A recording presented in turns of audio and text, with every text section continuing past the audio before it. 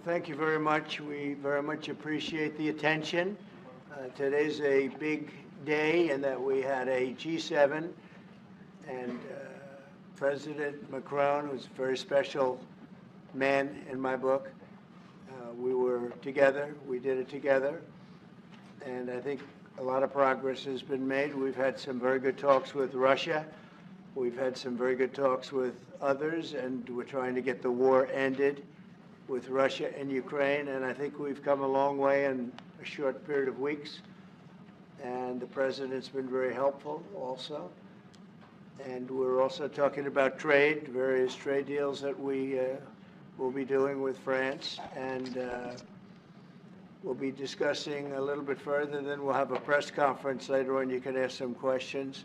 We'll be having a press conference in a little while. We're going to have lunch with the entire French staff, and we look forward to it. And again, the relationship's been very special with France and very special with this gentleman on my right. And we look forward to keeping that going for a long period of time. Thank you very much. Thank you. Thank you, Mr. President. Thank you. Thank you. No, thank you. I want to thank Mr. President for his hospitality. We had a good discussion this morning for the G7 here. Yeah. And for the third year of this war in Ukraine, and I think our common objective clearly is to build peace, and a solid and long-standing peace. And this is what we will discuss, obviously, because I have great respect for the bravery and the resistance of Ukrainian people. And we do share the objective of peace, but we are very aware of the necessity to have guarantees and solid peace in order to stabilize the situation. I'm here as a friend because through centuries we've been friends, and we are personal friends, as you mentioned it, because we work very well together. And I think the U.S. and France always stands on the same side, the right side, I would say, of history. Mm-hmm. And this is exactly what is at stake today. And this is a very important moment for Europe as well. And I'm here as well after discussions with all my colleagues to say that Europe is willing to step up, to be a stronger partner, to do more in defense and security for the continent, and as well to be a reliable partner and to be engaged on trade, economy, investment in a lot of topics. So I'm very excited by the discussion we will have, and obviously we will follow up. And I want to thank you again, Mr. President, for your presence for Notre-Dame de Paris. It meant a lot for French people, and I want to thank you for that. That's the cathedral, and they've done a fantastic job. The president's done a great job in bringing it back. That was a terrible thing, like, what, 5 years ago? Yeah. Watching that burn was a very horrible sight, and you've done a fantastic job in bringing it back, so I congratulate you. Thank you for being here. Thank you, President. Thank you very much. Thank you. Anybody want to ask a question or two, or is that a foolish question? It looks like we're getting very close. The deal's being worked on, and we're, I think, getting very close to getting an agreement where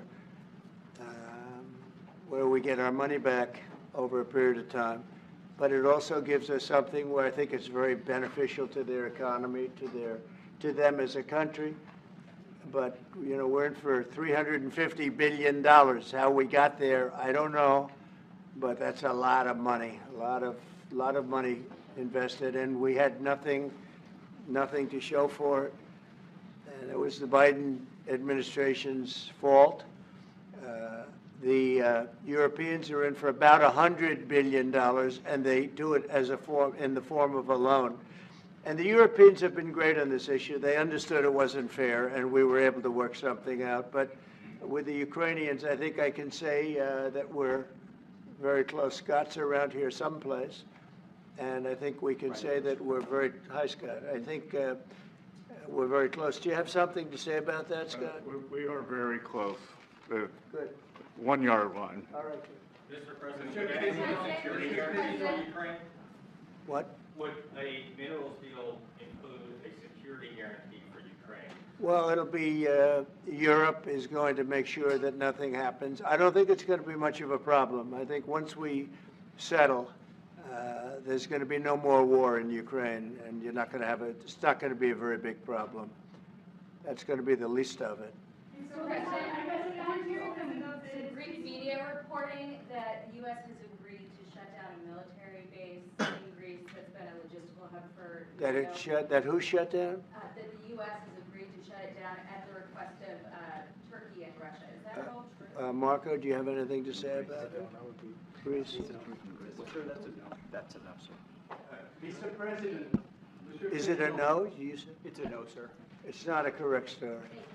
Mr. President, how do you react to people in Europe who say that you are abandoning Ukraine and that you are going to sacrifice the security of Ukraine by making a deal with Vladimir Putin? You know, we're helping Ukraine like nobody's ever helped Ukraine before. And I can say this, if I didn't become president, Ukraine would right now still be at a level where there would be no even thinking about a peace. And it was, it's a sad thing that this happened. This would have never happened, this war, if I were president. Zero chance. And it has happened. So my function is to get you out of the war, get them out of the war, let them live. It's a bloody war. It's a horrible war. Thousands of people are being killed a week. And I would say Russia, maybe 700,000 people.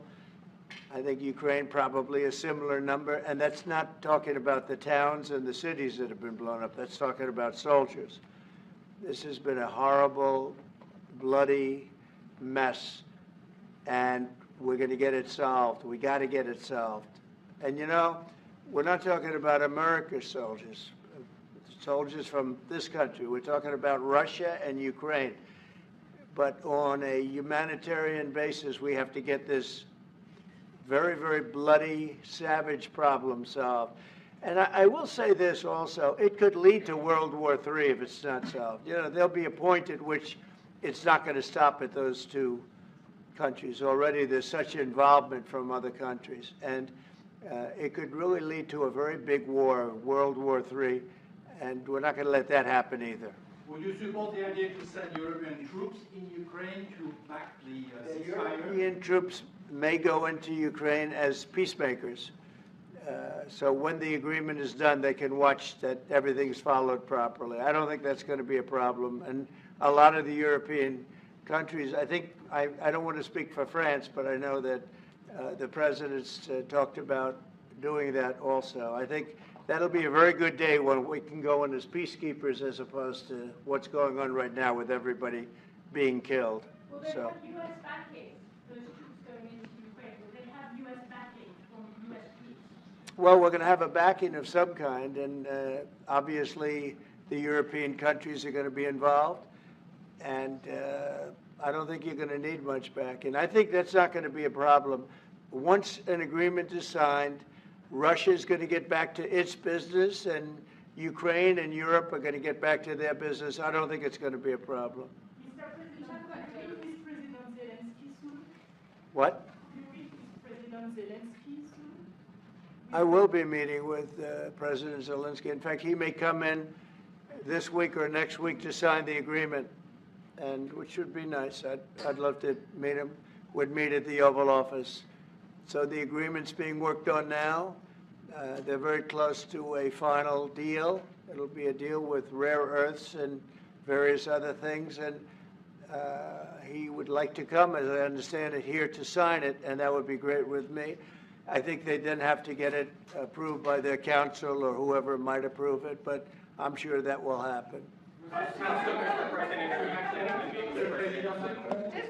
some point, I'll be meeting with President Putin also, yes. I don't know when we speak. We're trying to get this thing worked out. But, yeah, at some point, I'll be meeting with President Putin, too. Monsieur Macron, s'il vous plaît, est-ce que vous pouvez nous dire quelques mots en français? Say I it. can say a few words in French.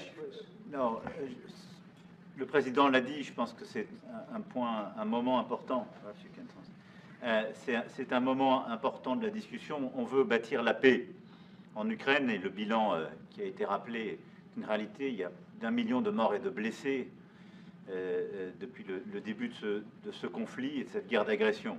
Notre volonté, c'est que cette paix dure, parce que nous avons déjà eu un cessez-le-feu et une paix qui n'a pas été respectée. C'était les accords de Minsk, 1 puis 2. Et donc le corps de cette discussion, c'est de s'assurer d'abord qu'il y ait un cessez-le-feu, ensuite que les Ukrainiens soient impliqués. Et je pense que ce que vient de dire à l'instant le président Trump est très important, c'est-à-dire qu'il va rencontrer rapidement le président Zelensky pour signer cet accord sur les minerais critiques et les terres rares, et que c'est aussi un moyen d'avoir une implication américaine forte. Les Européens sont prêts à prendre leur charge sous des formes diverses de soutien à l'armée ukrainienne, de présence, y compris pour s'assurer que la paix soit durable. Et l'implication dans la durée des États-Unis d'Amérique à travers cet accord est une bonne chose. Et donc tout est encore à construire, et je ne veux pas préempter les discussions. Mais nous partageons le même objectif, et ce qu'on a discuté ce matin pendant 1 heure après la visioconférence ensemble, et ce qu'on va continuer de travailler, et sont pour moi des bonnes avancées. Et l'annonce de... President Trump has already spoken about this just a moment ago. This is exactly what we want to do. We want to build peace with Ukraine. As President Trump mentioned, there are already 1 million dead and wounded in Ukraine since the war began. We had a ceasefire in the past that was not respected. This was under the Minsk Agreements 1 and 2. President Trump, as he said, will be meeting with President Zelensky to sign a deal on rare earths, and we are pleased to see this very strong American involvement. Europe, of course, also stands ready to support Ukraine in various ways, supporting its military, and we don't want to preempt any sort of discussions that are currently underway, but we do share the same objective of building this lasting peace. I just want to tell you a little story. So we were at the Eiffel Tower having dinner with your wonderful wife and with my wonderful wife, and we came out and he started speaking the French deal. And we didn't have an interpreter, and he was going on and on and on, and I was just nodding, yes, yes, yes. And he really sold me out, because I got back the next day and I read the papers. I said, that's not what we said. He's a smart customer, I will tell you that. That wasn't exactly what we agreed to. Mr. President, you called Zelensky a dictator. Would you use the same words regarding Putin? I don't use those words lightly. I think that we're going to see how it all works out. Let's see what happens. I think we have a chance of a really good settlement between various countries. And, you know, you're talking about Europe, and you're talking about Ukraine as part of that whole situation. The other side has a lot of support also. So let's see how it all works out. It might work out. Look, you can never make up lives. The one thing you can make up the money, but you can't make up the lives. A lot of lives lost. I think probably a lot more lives than people are talking about. It's been a rough war, but I think we're close to getting it solved. Go ahead.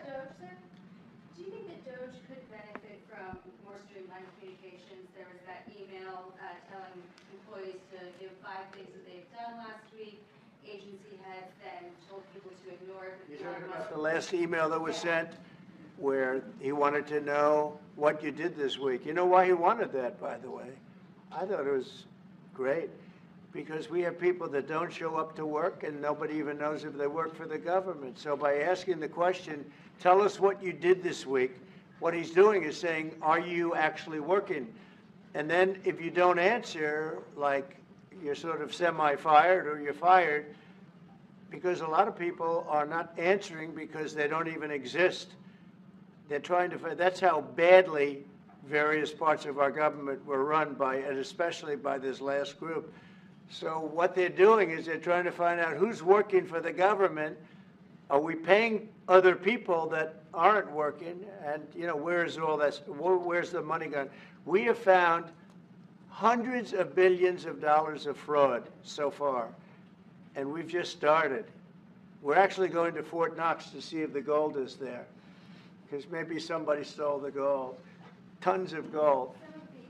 So I think it was actually, there was a lot of genius in sending it. We're trying to find out if people are working. And so we're sending a letter to people, please tell us what you did last week. If people don't respond, it's very possible that there is no such person or they're not working. Some of the agency heads instructed their employees not to respond. They're waiting on further guidance. But Elon Musk's tweet said failure to respond would be taken as a resignation. So there's been a disconnect in communications. Yeah. Are you concerned at all about Only, no. That was done in a friendly manner. Only things such as perhaps Marco at State Department where they have very confidential things, or the FBI where they're working on confidential things. And they don't mean that in any way combatively with Elon. They're just saying there are some people that you don't want to really have them tell you what they're working on last week. But other than that, I think everyone thought it was a pretty ingenious idea. We have to find out where these people are. Who are they? And we said, if you don't respond, we assume you're not around. And that holds, that stands. And you're not getting paid anymore, too. So, you know, we're doing a real job. And we just had a poll come out, I guess the Harvard poll, saying that it's massively popular what we're doing. So, Mr. President, do you still believe in NATO, in the alliance between Europe and America in NATO? NATO is very much involved in this. When I first got elected at the very beginning, first term, I got hundreds of billions of dollars put into NATO. NATO had no money because they hadn't paid for years. And I said, look, if you don't pay, we're not going to be a part of NATO, we're not going to protect, we're not going to do what we're supposed to do. And we took in hundreds of billions of dollars into NATO. No, NATO is a good thing if it's done properly and if it's used properly. Mr. President, in these days you speak a lot about the tariff in Canada, in Mexico, and Europe. I want to know what is your idea about Italy, if you want to make the same thing.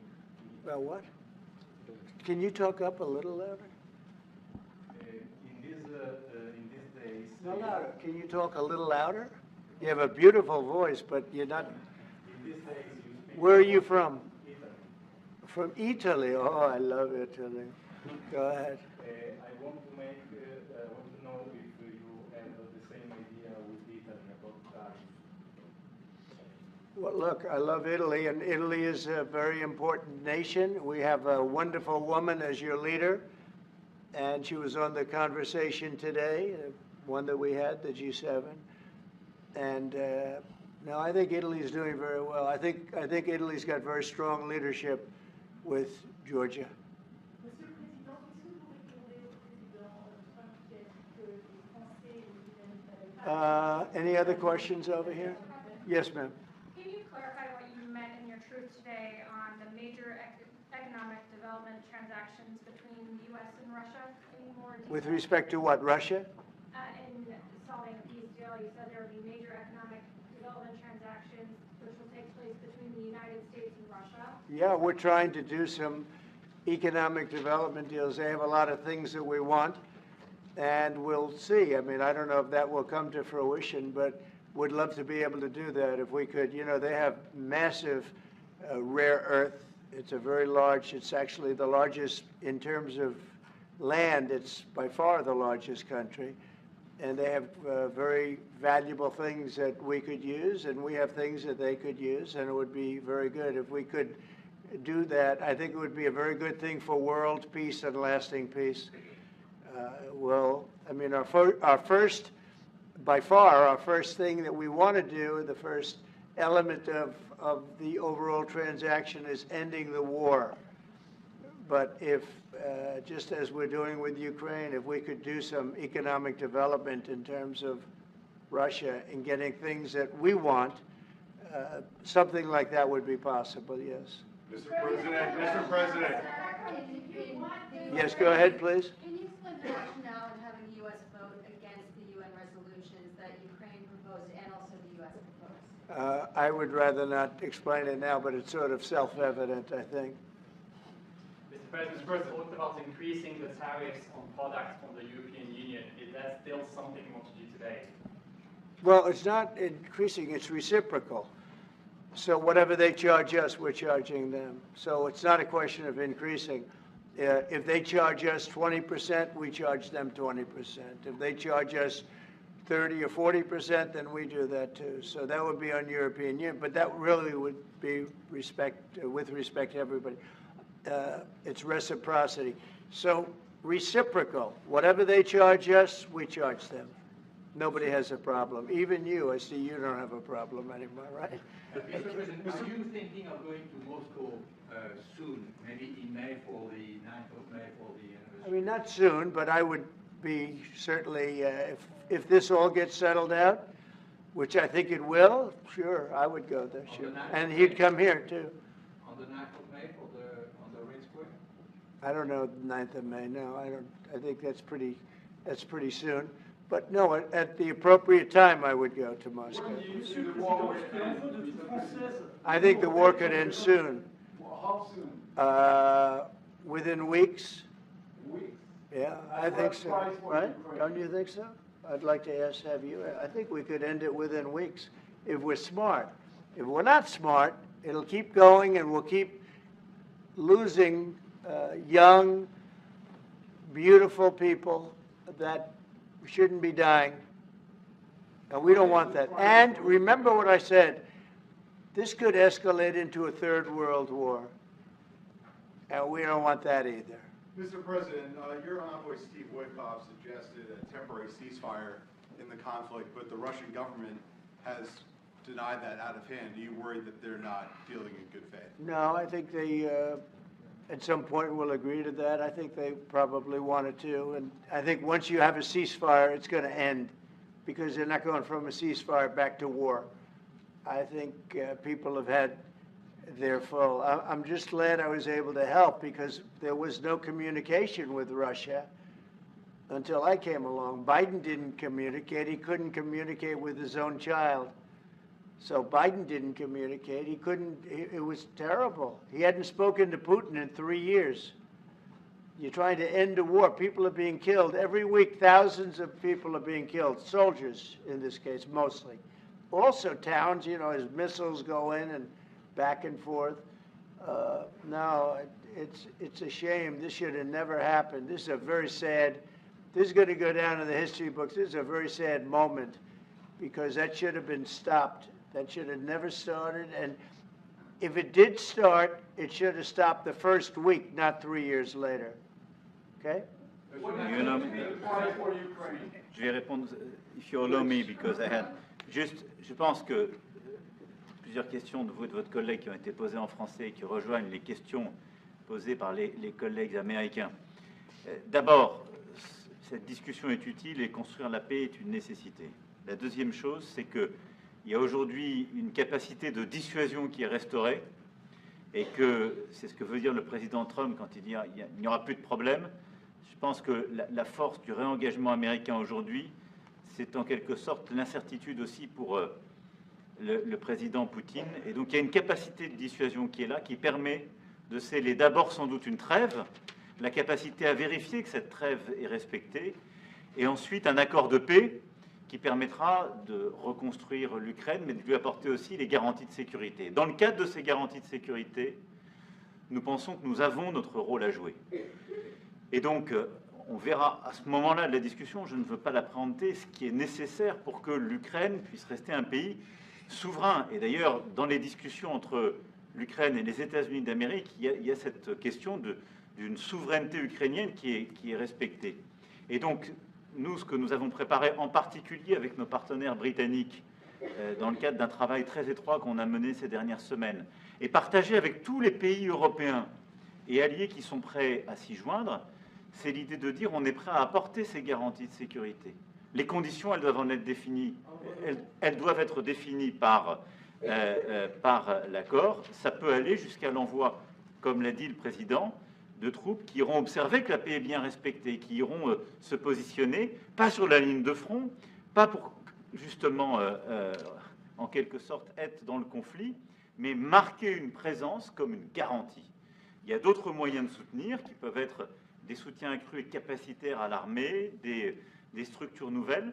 Et je pense aussi que l'accord qui est discuté Président l'a dit, la crédibilité américaine qui est mise dans ce moment, c'est aussi montrer que chacun est dans son rôle, mais que nous avons une unité, Européens et Américains, et donc avec une forme de garantie que les Américains prennent par la discussion sur les minerais critiques qui sont en train de finaliser. By the way, that is the Je most pense que that is the most beautiful language. I have no idea what he's saying, but that is the she will most translate. elegant, beautiful language. Go ahead, please. This is a question that was asked by several. What we need to do is make sure that we are building peace. We have Can you speak deterrence up, please? We have deterrence capabilities that have been restored. As President Trump said, there won't be any more problems. We've seen the U.S. re-engagement and the message that that sends to Mr. Putin. We have deterrence, which will allow a truce to take place, verification of that truce, and then a peace agreement can be put in place so that we can start rebuilding Ukraine with security guarantees. And we have a role to play in that. Again, I'm not preempting any discussions, but we've spoken about Ukraine's sovereignty, and that has been a subject of discussion between the U.S. and Ukraine.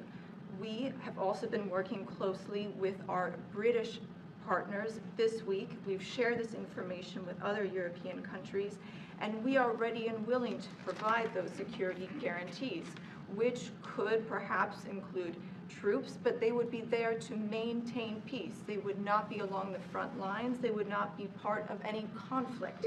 They would be there to ensure that the peace is respected.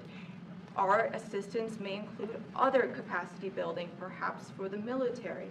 We see U.S. credibility here. We each have our role to play, but it will be done in a united fashion. Mr. President, do you think that Ukraine should give up a part of its territory? Well, we're going to see. It's a negotiation that's just starting, and they've been fighting, and there's been a lot of land that's been taken. So we'll have to see how that works out. That's part of the negotiation. I will say there was great unity in that room today. We were via Skype or whatever, but it was great, tremendous unity today in that room with the other countries. I was very impressed by it. Territory is back. Can they take it back? What they lost in the past years? That's not an easy thing to do, is it? Right? It's not an easy. He's asking whether or not you can take back the land that they lost, and I say that yeah, perhaps some of it. Yeah, I hope so, but that's not an easy thing to do. But not everything. It's going to be something we're talking about. Will you convince Vladimir Putin to accept the European troops as peacekeeper? Do you think? Yeah, he will accept that. He will accept. I've asked him that question. You talk to him? I've asked him that question. Is France going to lift the block on the? Because he's not, look, if we do this deal, he's not looking for more war. He doesn't mind, but I've specifically asked him that question. He has no problem with it. Is France going to lift the block on the $300 billion in frozen Russian assets in Belgium? France has opposed unfreezing it to pay Ukraine and compensate the U.S. for its support. Is France going to lift its opposition to that? This is, we speak about frozen assets. We already used them to back precisely the loans negotiated at the G7, and it's part of the sanctions, so it will depend on the follow-up of the discussions. But clearly, we respect international law. It's just frozen assets now. You can take the proceeds of the frozen assets, but you cannot take the assets themselves because it's not respecting international law, and we want to respect international How is law. one different than the other? You can take the proceeds from it, how can you not? Because it's very different. You keep the assets, you take the proceeds because they are paralyzed in a certain way. You take the proceeds during the wartime, but you keep the assets, and it's part of the negotiation at the end of the war. Because, this war costed all of us a lot of money. And this is the responsibility of Russia, because the aggressor is Russia. So at the end of the day, this frozen asset should be part of the negotiation, all in all. Will France support the U.S. being compensated? I support the idea to have Ukraine first being compensated because they are the ones to have lose a lot of their fellow citizens, and being destroyed by these attacks. Second, all of those who paid for could be compensated, but not by Ukraine, by Russia, because they were the one to aggress. Again, just so you understand, Europe is loaning the money to Ukraine. They get their money back.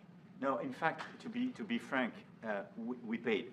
We paid 60% of the total efforts, and it was through, like the US, loans, guarantee, grants, and we provided real money, to be clear. Yeah. We have 230 billion frozen assets in Europe, Russian assets, but this is not as a collateral of a loan, because this is not our belonging.